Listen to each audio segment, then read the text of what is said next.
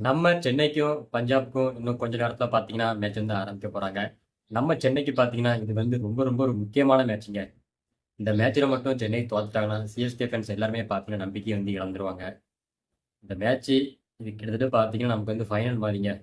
நம்ம சென்னை வந்து 2வது மேட்ச் தானே அப்படின்னு நினைச்சு விளையாடக்கூடாது. ஃபைனல்ல விளையாடணும் அப்படின்னு நினைச்சு நம்ம சென்னை பிளேயர் எல்லாருமே விளையாடணும். நம்ம சிஎஸ்கே விசஸ் பஞ்சாப் இந்த மேட்ச்ச பார்த்தா நம்ம வந்து ப்ரிவ்யூ பண்ண போறோங்க. இந்த மேட்ச்ல நம்ம சென்னை டீம்ல மாற்றம் இருக்குமா? டெவால் பிரேஸ் வருவாரா? உருவில் பட்டேல் எடுப்பாங்களா? ராகுல் சாகர் எடுப்பாங்களா? இப்படித்தான் நம்ம வந்து இத பத்தி நம்ம பேச போறோம். டெவால் பிரேஸ் பார்த்தீங்கன்னா, நெறைய பேர் இந்த மேட்ச்ல விளையாடுவாரு அப்படின்னு சொல்லிட்டு இருக்காங்க. ஆனா அஃபிஷியலா பார்த்தீங்கன்னா, எந்த நியூஸுமே வரல. டெவால் பிரேஸ் வந்து ஏப்ரல் 5ஆம் தேதி ஆர்சிபி மேட்ச் கூட தான் விளையாட போறாருங்க. அது வந்து கன்ஃபார்ம் ஆயிட்டு. ஆனா இன்னைக்கு மேட்ச்ல டெவால் பிரேஸ் வந்து இருக்க போறது இல்லங்க. நம்ம சென்னை டீம்ல பிளேயிங் 11ல மாற்றம் இருக்குமா? கண்டிப்பா மாற்றம் இருக்கணுங்க. உருவில் பட்டியல நம்பர் 4ல ஆட வைக்கணும். ஓப்பனிங்கே நம்ம வந்து சேஞ்ச் பண்ணியே ஆகணுங்க. ஓப்பனிங் பார்த்தீங்கன்னா, நம்ம சஞ்சு, ஆயுஷ் மாத்ரே இவங்க 2 பேரும் தான் ஓப்பனிங் ஆடுனா கரெக்ட்டா இருக்கும். ஒன் டவுன்ல பார்த்தீங்கன்னா, நம்ம ருத்து வந்து விளையாடணுங்க.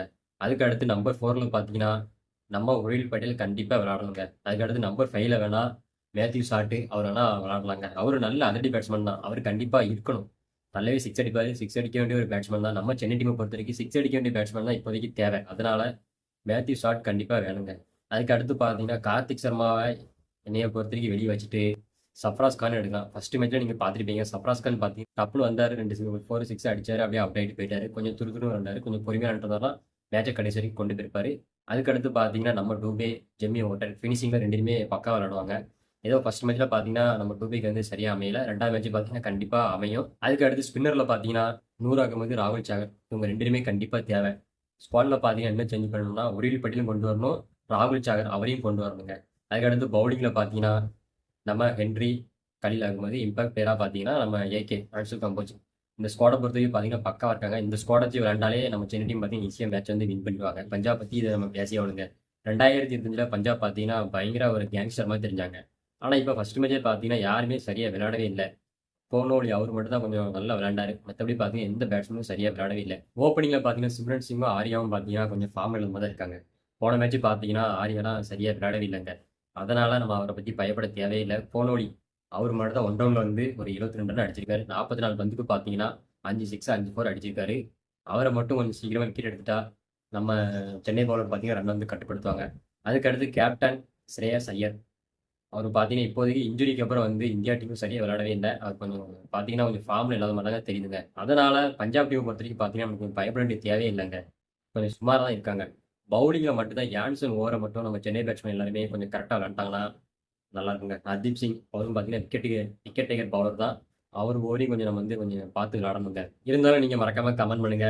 இந்த மேட்ச்ல நம்ம சென்னை பஞ்சாப் மேட்ச்ல நம்ம சென்னை டீம்ல யார் அதிக ரன் அடிப்பாங்க? யார் அதிக விக்கெட் எடுப்பாங்க? பஞ்சாப் டீம்ல யார் அதிக ரன் அடிக்க போறாங்க? யார் அதிக விக்கெட் எடுக்க போறாங்க? இந்த மேட்சோட மேன் ஆஃப் த மேட்ச் யார் வாங்குவா? அத மறக்காம நீங்க கமெண்ட் பண்ணுங்கங்க. நம்ம சென்னை ஃபேன்ஸ் யாருமே பயப்படாதீங்க மொத. ஒரு மேட்ச் தோத்ததுக்கே நம்பிக்கைய வந்து இழந்துருவீங்க. அவ்வளதான் 2025 மாரி சென்னை பார்த்தீங்கன்னா, பிளே ஆஃப் போப்போறது இல்ல. அப்படி இப்படின்னு சொல்லி நெறைய பேர் இப்பமே வந்து சொல்லிட்டு இருக்கீங்க. தைரியமா இருங்க. ஒரு மேட்ச் தான் நடந்திருக்கு. இப்ப பாருங்க சென்னை பிச்சு தான் நடக்கப்போகுது. நமக்கு தான் பாசிட்டிவா இருக்கும். அதனால எந்த பிரச்சனையுமே இல்ல. நீங்க யாருமே பயப்படாதீங்க. ஓகே நண்பர்களே நானும் பார்த்தீங்கன்னா, உங்கள மாரி தான் மேட்ச்சுக்கு வந்து அவ்வளோ ஒரு ஆர்வமா அப்படி வெயிட் பண்ணிட்டு இருக்கேன். நம்ம சென்னை பேட்ஸ்மேன் எல்லாமே எப்படி விளையாட போறாங்கன்னு. நான் இப்போ பஞ்சாப் டீம பத்தி பார்த்தீங்கன்னா, பேசினது அவ்வளோதாங்க. இப்போ சென்னை டீம் பத்தி தான் பேசப் போறேன். என்னன்னு கேட்டீங்கன்னா, நம்ம சென்னை டீம்ல சஞ்சு மேல சிஎஸ்கே ஃபேன்ஸ் எல்லாருமே அவ்வளோ ஒரு நம்பிக்கை வச்சிருக்காங்க. அவரும் நல்லா விளையாடணும். முக்கியமா ருத்ராஜ்.